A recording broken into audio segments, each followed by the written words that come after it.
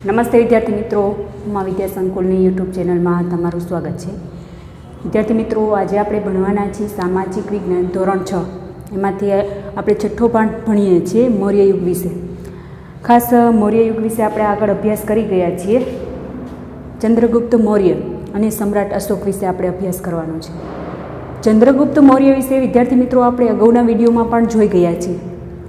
સૌથી પહેલાં આપણે જોઈ ગયા કે ચંદ્રગુપ્ત મૌર્યનો જે સમયગાળો જે છે એ 321થી 297 321થી 297. જ્યારે ચંદ્રગુપ્ત નાના હોય છે ત્યારે એકવાર રાજાની રમત રમતા હોય છે. રાજાની રમત રમતા હોય છે ત્યારે વિષ્ણુગુપ્ત જે છે ત્યાંથી પસાર થતા હોય છે અને જોવે છે કે આ છોકરો જે છે ખરા અર્થમાં લાયક છે રાજા બનવા માટે. આથી એને જે છે એટલે કે ચંદ્રગુપ્તને જે તક્ષશિલા લઈ જાય છે અને ત્યાં શસ્ત્રો અને શાસ્ત્રોની તાલીમ આપે છે. ચંદ્રગુપ્ત જે છે એ આ ચાણક્યની મદદથી એટલે કે વિષ્ણુગુપ્તની મદદથી મહાન યોદ્ધો બને છે અને મગધ ઉપર જે છેલ્લા નંદવંશના શાસક હોય છે જે ધનનંદ એને હરાવે છે યુદ્ધમાં અને મગધ ઉપર જે છે પોતાની સત્તા સ્થાપે છે. ખાસ ઘણા બધા જે રાજ્યોનો વિસ્તાર કરે છે, જે ગ્રીક શાસક હોય છે સેલ્યુકસ, એની સાથે પણ તેઓ યુદ્ધ કરે છે, એમને પણ તેઓ હરવે છે ચંદ્રગુપ્ત મૌર્ય. ખાસ સેલ્યુકસ ખુશ થઈ અને સંધિ મુજબ જે છે પોતાની પુત્રી હેલેનાના લગ્ન જે છે એ આ ચંદ્રગુપ્ત મૌર્ય સાથે કરાવે છે. ખાસ સેલ્યુકસનો જે રાજદૂત મેગસ્થનીસ હોય છે એને પણ આપે છે ચંદ્રગુપ્ત મૌર્યને. આ જે મેગસ્થનીસ ઇન્ડિકા ગ્રંથની રચના કરે છે. આની વિશે આપણે આગળ ચર્ચા કરી ગયા છીએ. ખાસ ચંદ્રગુપ્ત મૌર્ય પોતાના જીવનમાં ઘણા બધા યુદ્ધો કરી અને રાજ્યનો વિસ્તાર કરે છે. ખાસ ઉત્તર ભારતમાં પાકિસ્તાન, અફઘાનિસ્તાનના ઘણા બધા પ્રદેશો જે કંદહાર, પેશાવર છે. આપણા પશ્ચિમ બાજુએ જોઈએ તો રાજસ્થાન જે છે, ગિરિવ્રજ, ખાસ સૌરાષ્ટ્રની આજુબાજુના પ્રદેશો જે છે ઘણા બધા પ્રદેશો જીતેલા છે. દક્ષિણ ભારતમાં પણ ઘણા બધા પ્રદેશો જીતેલા છે. એવી રીતે વાત કરીએ તો મગધની આજુબાજુના પ્રદેશો પણ એને ઘણા બધા જીતેલા છે. ચંદ્રગુપ્ત મૌર્ય એની પાછળની જે અવસ્થા શ્રવણ બેલગોડા આ સ્થળે વિતાવે છે. ભદ્રબાહુ નામના એમના ધાર્મિક ગુરુ હોય છે એમની સાથે, અને ત્યાં જ તેઓ અવસાન પામે છે. ત્યાર પછી આપણે ગ્રાન્ડ ટ્રંક રોડ વિશે પણ ચર્ચા કરી ગયા. ચંદ્રગુપ્ત મૌર્યના સમયગાળા દરમિયાન આ જે ગ્રાન્ડ ટ્રંક રોડ જે છે એનું નિર્માણ થયેલું. આ જે રોડ જે છે તામ્રલિપ્તિથી તક્ષશિલા અને ત્યાંથી મધ્ય એશિયા સુધી આ રોડ જે પસાર થતો હતો. આથી આપણા વૈદેશિક જે સંબંધો જે છે, વિદેશ સાથેના જે સંબંધો જે છે એ પણ સારા હતા. ત્યાર પછી જ્યારે શેરશાહ સૂરીનું શાસન હોય છે ત્યારે આનું ફરી પાછું પુનઃનિર્માણ થાય છે અને ત્યાર પછી અંગ્રેજોનું જ્યારે શાસન સ્થપાય છે ત્યારે ડેલહાઉસી જે છે એ આ જે રોડનું ફરી પાછું નિર્માણ કરાવે છે. ચંદ્રગુપ્ત મૌર્ય જે છે એનો પુત્ર બિંદુસાર એ ખાસ એના પિતાનો જે વારસો ચંદ્રગુપ્ત મૌર્યનો જે છે વારસો એ જાળવીને રાખે છે. એમાં કોઈ પરિવર્તન કરતો નથી, કોઈ યુદ્ધ કરતો નથી. ત્યાર પછી સમ્રાટ અશોક વિશે આપણે ચર્ચા કરી ગયા કે ઈસવીસન પૂર્વે 273થી જે 232નો એનો સમયગાળો છે. ખાસ એવું કહેવાતું કે એને પોતાના 99 ભાઈઓ જે છે એને મારી અને પોતે જે છે એ એક શાસક બનેલો હતો. કલિંગનું યુદ્ધ જે છે એ જયંત સાથે થાય છે. એ બહુ ઇમ્પોર્ટન્ટ છે એના જીવનમાં કે એ યુદ્ધથી જે છે એના જીવનમાં મોટું પરિવર્તન આવે છે. એમના હૃદયનું પરિવર્તન થાય છે અને તે આજીવન શસ્ત્રોનો ત્યાગ કરે છે. આના વિશે પણ આપણે ચર્ચા કરી ગયા છે. અને એક ધર્માનુરાગી બની જાય છે અને આવનારી એની પેઢી ક્યારે પણ યુદ્ધ ન કરે એટલા માટે એને શિલાલેખો કોતરાવેલા છે, જેને આપણે અભિલેખો પણ કહી શકીએ. ખાસ આ જે છે એની જે લિપિ જે છે એ બ્રાહ્મી લિપિ છે અને જે લખાણ જે છે એ પ્રાકૃત ભાષા અને જે બ્રાહ્મી લિપિમાં. ખાસ આપણે વાત કરીએ તો આજે જૂનાગઢમાં પણ એક આવો શિલાલેખ, અશોકનો શિલાલેખ જે છે એમાં 3 શાસકોનો ઉલ્લેખ છે. એક તો ચંદ્રગુપ્ત મૌર્ય જે છે એનો સુબો, જેને આપણે રાષ્ટ્રીય તરીકે ઓળખી શકીએ, એનો જે સુબો ચંદ્રગુપ્ત મૌર્ય પુષ્યગુપ્ત મિત્ર જે છે એનો ઉલ્લેખ છે આ જે શિલાલેખમાં, જૂનાગઢના શિલાલેખમાં. ચંદ્રગુપ્ત મૌર્યનો પણ ઉલ્લેખ છે. રુદ્રદામાનો અને આ જે અશોક જે છે એનો જે રાષ્ટ્રીય એટલે કે સુબો જે યવન રાજનો પણ ઉલ્લેખ છે. ખાસ જે કલિંગના યુદ્ધ પછી વિદ્યાર્થી મિત્રો અશોકના જીવનમાં બહુ મોટું પરિવર્તન થાય છે તે છે એક ધર્મ પ્રચારક તરીકે તે ઓળખાય છે. ધર્મ પ્રચારક બની જાય છે.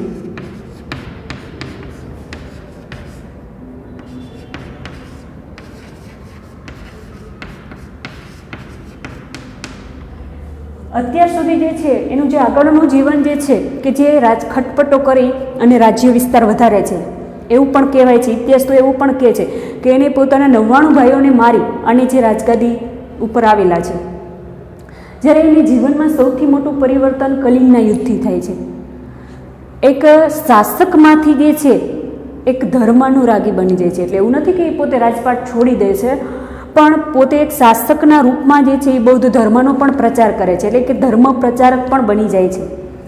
ખાસ સૌથી ઇમ્પોર્ટન્ટ બાબત છે કે તેઓએ ભારતના ઘણા બધા જે બૌદ્ધ તીર્થધામો જે છે, બૌદ્ધ ધર્મ જે છે એને લગતા જે પણ વિહારો હોય, સ્થાપત્ય હોય, એની સૌથી પહેલાં તો યાત્રા કરેલી છે. ખાસ વાત કરીએ તો એને બૌદ્ધ ધર્મના પ્રચાર માટે પણ અગત્યની ભૂમિકા ભજવેલી છે. બૌદ્ધ ધર્મમાં જે ઉપદેશ કહેવામાં આવેલો છે એ ઉપદેશ લોકો સુધી પહોંચાડવા માટે એને જુદા જુદા મંડળોની રચના કરેલી છે. આ મંડળો દ્વારા તે દેશ વિદેશમાં એ જુદા જુદા મંડળોની મોકલતો અને દેશ વિદેશમાં જે છે આવા જુદા જુદા મંડળો દ્વારા બૌદ્ધ ધર્મનો પ્રચાર કરવામાં આવતો હતો. ખાસ વાત કરીએ તો તે સમયે જે લોકો જે છે એ લોકોના સમસ્યાનો હલ થાય, તે સમયે જે સમસ્યા લોકોની ઉદ્ભવે છે, જીવન કેવું જીવવું, માણસના જીવનને લઈને જે પણ પ્રશ્નો ઉત્પન્ન થાય છે, આ પ્રશ્નો જે છે એના નિરાકરણ લાવવા માટે એને એક જે છે એ ધર્મ ખાતાની રચના કરેલી છે.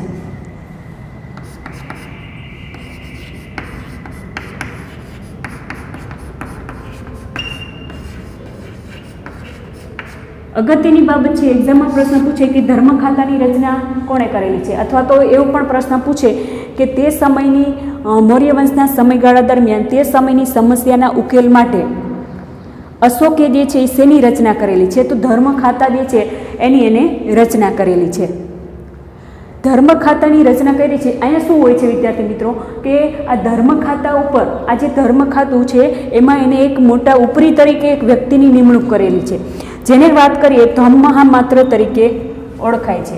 આ જે ધર્મ ખાતાનું જે ઉપરી એટલે તો વડો તરીકે આપણે ઓળખી શકીએ. આ વડો જે છે એ ધમ્મ મહામાત્ર, આ ધમ્મ મહામાત્ર તરીકે ઓળખાય છે. આ જે ધર્મ ખાતાની એને રચના કરેલી છે એનો જે વડો જે છે એટલે કે ઉપરી જે છે એ ધમ્મ મહામાત્ર તરીકે ઓળખાય છે. આ જે ધર્મ મહામાત્ર જે છે એ ધર્મ ખાતાનો વડો. સૌથી ઇમ્પોર્ટન્ટ બાબત, સૌથી પહેલાં જે ધર્મ ખાતાની સ્થાપના અશોકે કરેલી. શા માટે? તો તે સમયની સમસ્યાના ઉકેલ માટે. આ જે ધર્મ ખાતું જે છે એનો વડો અથવા તો અધિકારી જેને આપણે કહીએ તે ધમ્મ મહામાત્ર તરીકે ઓળખાય છે. તે શું કરશે વિદ્યાર્થી મિત્રો? તે જે છે તે સમયના જે ધાર્મિક પ્રશ્નો જે છે, જે પણ લોકોના જીવનને લગતા પ્રશ્નો જે છે એનું નિરાકરણ લાવવાના કામ કરશે અને લોકોનું જે નૈતિક ધોરણ જે છે એ ઊંચું લાવવા માટે અગત્યની ભૂમિકા ભજવશે. લોકોનું જે નૈતિક જીવન ધોરણ,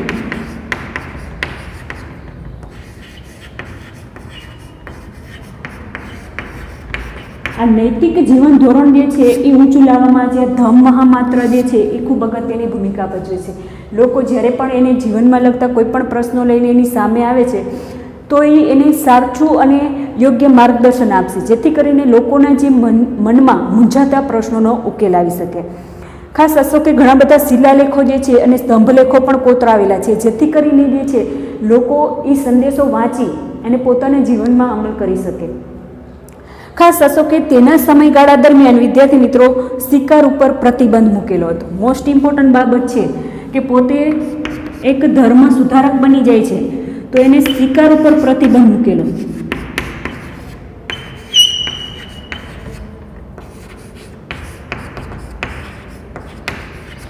શિકાર ઉપર પ્રતિબંધ.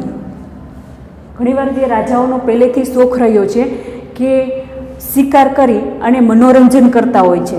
અત્યારે આપણે જે ટીવી ચેનલો જુદા જુદા મૂવી જોઈએ છે અથવા તો કોઈ સોંગ સાંભળીને મનોરંજન કરતા હોય છે. પ્રાચીન સમયગાળા દરમિયાન જે છે આવું હતું નહીં. તે સમયે જે છે એ લોકો જે છે કાં તો ઓલી જે રમત આવે ચેસની, હાલમાં તમે કહો છો તે, એ ચેસ જેવી રમતો રમે છે. ખાસ જે છે એ ઘોડાઓની રેસ છે, આ ઉપરાંત જે છે શિકાર કરવાની પ્રવૃત્તિઓ જે છે આના દ્વારા એ મનોરંજન કરતા. તો તે સમયે પશુ હિંસા રોકવા માટે બૌદ્ધ ધર્મમાં તો ચોખ્ખો ઉલ્લેખ છે કે અહિંસા ન કરવી, કોઈની હિંસા કરવી નહીં. હિંસાનું જે છે એ આચરણ ક્યારે પણ જીવનમાં કરવું નહીં, શારીરિક કે માનસિક. આપણે આગળના પાઠમાં પણ જોઈ ગયા બૌદ્ધ ધર્મના જે ઉપદેશોમાં કોઈ પણ વ્યક્તિનું શારીરિક કે માનસિક રીતે હિંસા કરવી નહીં, મનથી પણ વિચારવું નહીં. આ જે ધર્મ જે છે બૌદ્ધ ધર્મ, પોતે અશોક જે છે એ બૌદ્ધ ધર્મનો એક ઉપાસક બની જાય છે. આથી એ જે ગૌતમ બુદ્ધના જે ઉપદેશો છે એ લોકો સુધી પહોંચાડવાની અગત્યની ભૂમિકા ભજવે છે. ખાસ એને જે છે એ શિકાર ઉપર પ્રતિબંધ મૂકેલો છે. આ ઉપરાંત કોઈ પણ જીવની હિંસા ઉપર પણ એને પ્રતિબંધ મૂકેલો છે.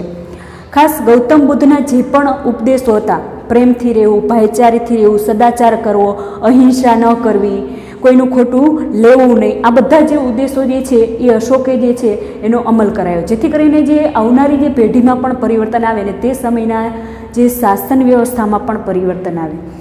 અશોકે જે પોતાનો શિલાલેખ જે કોતરાવેલો છે એમાં એને જે ઘણા બધા આદર્શો લખેલા છે. જ્યારે કલિંગનું યુદ્ધ થાય છે વિદ્યાર્થી મિત્રો, ત્યારે એને હિંસક પરિણામ જોયું. ઘણા બધા બાળકો અનાથ થઈ જાય છે, ઘણા બધા જે સ્ત્રીઓ વિધવા બની જાય છે, કોઈ પોતાના ભાઈ ગુમાવે છે, કોઈ પોતાના પિતા ગુમાવે છે, કોઈ પોતાના સ્નેહીજનો ગુમાવે છે. આ બધું હૃદયદ્રાવક દ્રશ્ય જોવે છે ત્યારે અશોકને મનથી લાગી આવે છે. અને એની જે અશોકની આવનારી પેઢી જે પણ શાસક બને એ આવું કોઈ યુદ્ધનો આશરો ન લે, એટલા માટે એ જીવનમાં આમ લોકોને જે લાગે એવા તો ઠીક, પણ પોતાને રાજ્યના આવનારી પેઢી જે છે એને પણ અનુસરે એના જીવનના આદર્શોને. એટલા માટે એને જે અશોકના શિલાલેખ ઉપરાંત ઘણા બધા 14 જેટલા શિલાલેખોમાં આવા આદર્શો કોતરાવેલા છે, જેમાં વાત કરેલી છે કે માતા પિતાનું જે આજ્ઞાનું પાલન કરવું, વડીલોની આજ્ઞા માનવી, સ્ત્રીઓ અને જે બાળકો પ્રત્યે માયાળું વર્તન રાખવું, ખાસ વડીલોનો જે આદર કરવો, બને તેટલો ઓછો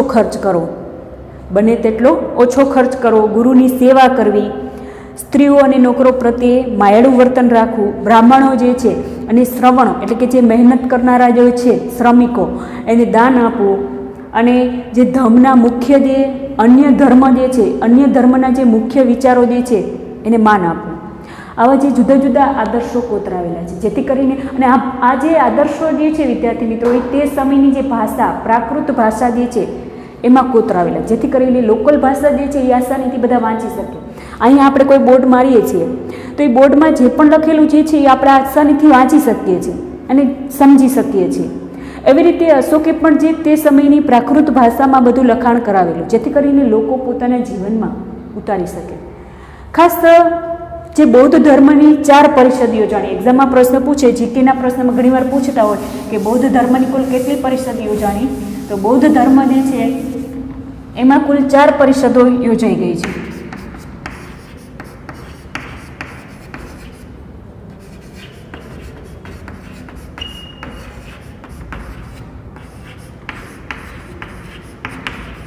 બૌદ્ધ ધર્મની કુલ 4 પરિષદ છે.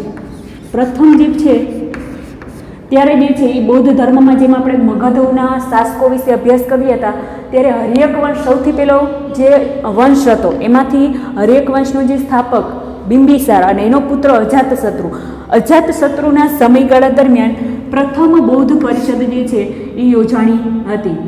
ખાસ વાત કરીએ તો તે સમય જે છે અજાતશત્રુ શાસક હોય છે.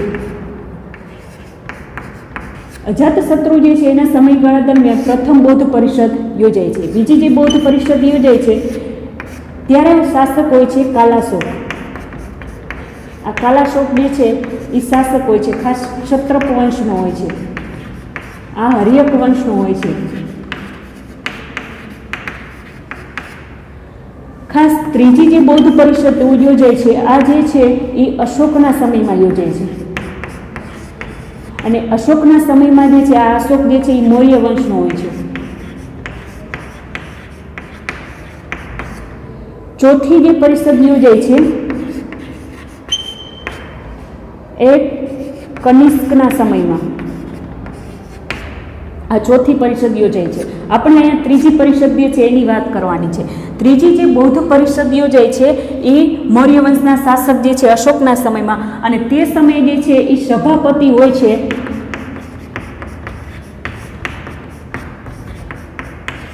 મોગલીપુત્ર તિસા.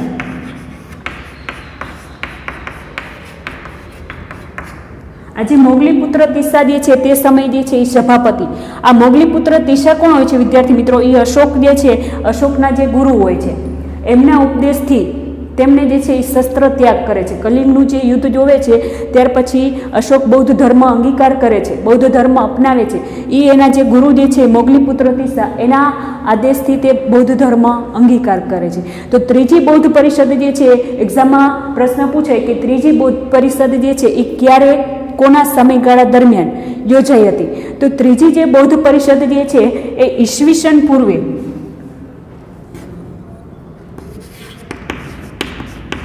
ઈસવીસન પૂર્વે 251માં અશોક તે સમયે શાસક હોય છે.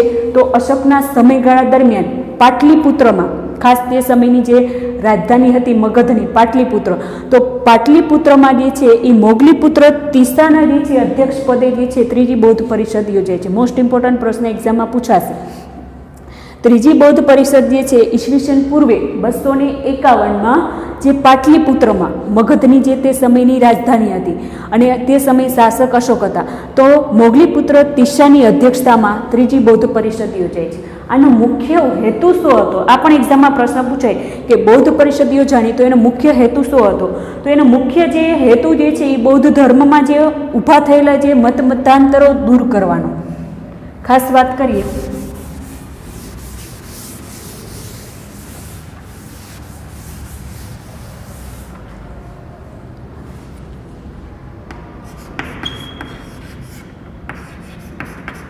ત્રીજી જે બૌદ્ધ પરિષદ જે છે,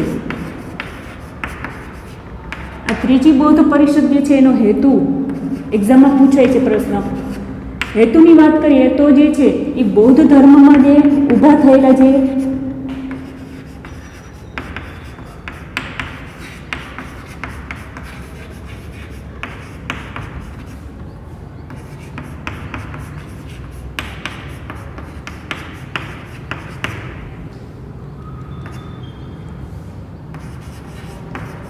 દૂર કરવાનું હતું. ત્રીજી બૌદ્ધ પરિષદનો મુખ્ય જે હેતુ જે છે એ હતો બૌદ્ધ ધર્મમાં ઉત્પન્ન થયેલા મતમતાંતરો દૂર કરવાનો. બૌદ્ધ ધર્મમાં જે મતભેદો ઊભા થયેલા, ઘણીવાર જે બૌદ્ધ ધર્મના ઉપદેશોને લઈને શું કરવું, શું ન કરવું, જીવનમાં કેવું આચરણ કરવું, આવા ઘણા બધા મતભેદો ઊભા થતા હોય. તો મતભેદોનો ઉકેલ લાવવા માટે આ ત્રીજી બૌદ્ધ પરિષદ જે છે એ યોજાણી હતી. ખાસ મોગલીપુત્ર તિસાની અધ્યક્ષતામાં આ ત્રીજી બૌદ્ધ પરિષદ યોજાઈ ગઈ. ખાસ વાત કરીએ તો જે અશોકે જે છે એ ભારત જે છે એ ભારતના ઘણા બધા પ્રદેશોમાં જે છે એ બૌદ્ધ ધર્મનો પ્રચાર કરેલો છે. ખાસ આપણે વાત કરીએ તો ભારતની જે દક્ષિણ ભાગ જે છે,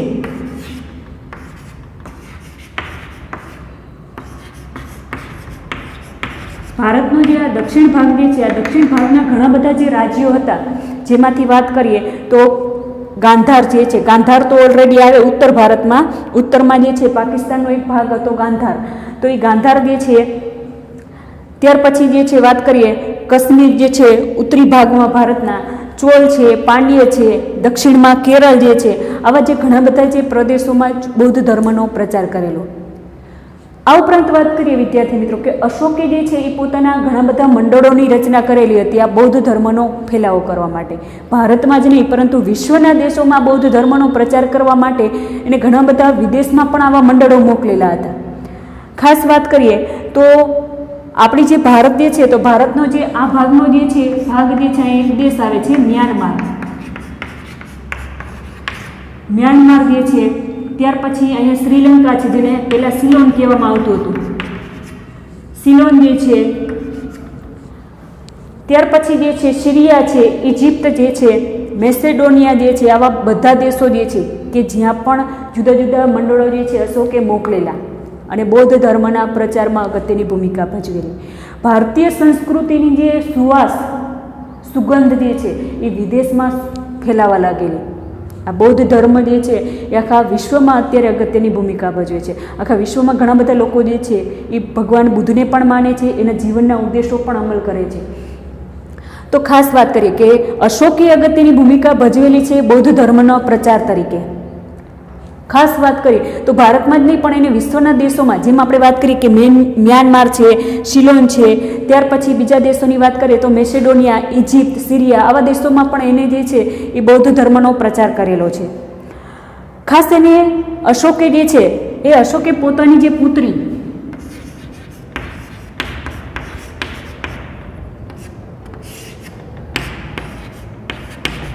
જે છે એ સંઘમિત્રા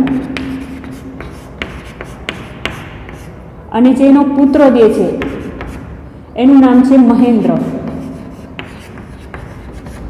આને પણ સિલોન મોકલ્યા હતા.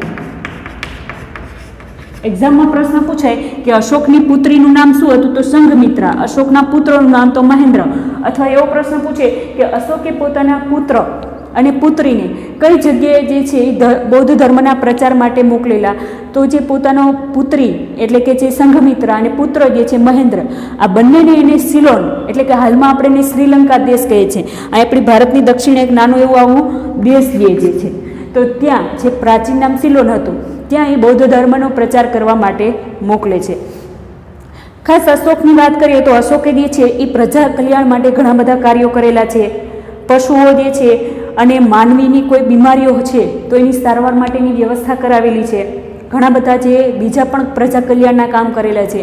વૃક્ષો રોપાવ્યા છે, ઘણા બધા વિશ્રાંતિ ગૃહો બનાવેલા છે, જ્યાં કોઈ પગપાળા ચાલીને આવતા હોય, યાત્રા કરતા હોય તો તે જગ્યાએ એ આરામ કરી શકે એવા વિશ્રામ ગૃહો પણ બનાવેલા છે.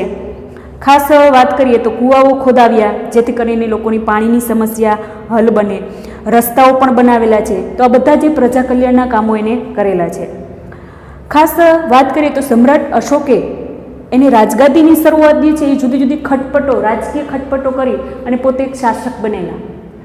પણ ધીરે ધીરે જે કલિંગનું જે રાજ્ય વિસ્તાર કરે છે, કલિંગનું યુદ્ધ થાય છે જયંત સાથે અને એનું હૃદય પરિવર્તન થાય છે. બૌદ્ધ ધર્મના એક મહાન પ્રચારક બની જાય છે, શસ્ત્ર ત્યાગ કરે છે અને એક ભારતના ઇતિહાસમાં એક મહાન સમ્રાટ બનવાનું જે બિરુદ જે છે એ પણ એમને મળેલું છે એવું આપણે કહી શકીએ.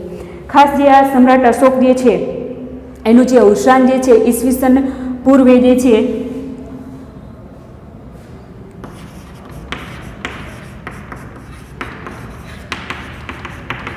ઈસવીસન પૂર્વે છે વિદ્યાર્થી મિત્રો, અહીંયા ઈસવીસન પહેલાંની વાત થતી નથી.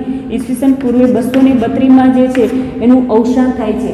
અશોકનો જે સમયગાળાની આપણે આગળ પણ ચર્ચા કરી ગયા છે કે અશોકનો જે સમયગાળો જે છે 200 ઈસવીસન પૂર્વે 273 થી 232નો સમયગાળો. તો અહીં સુધી રાખીએ છીએ. હવે પછીનો અભ્યાસ આપણે નેક્સ્ટ વિડીયોમાં કરીશું.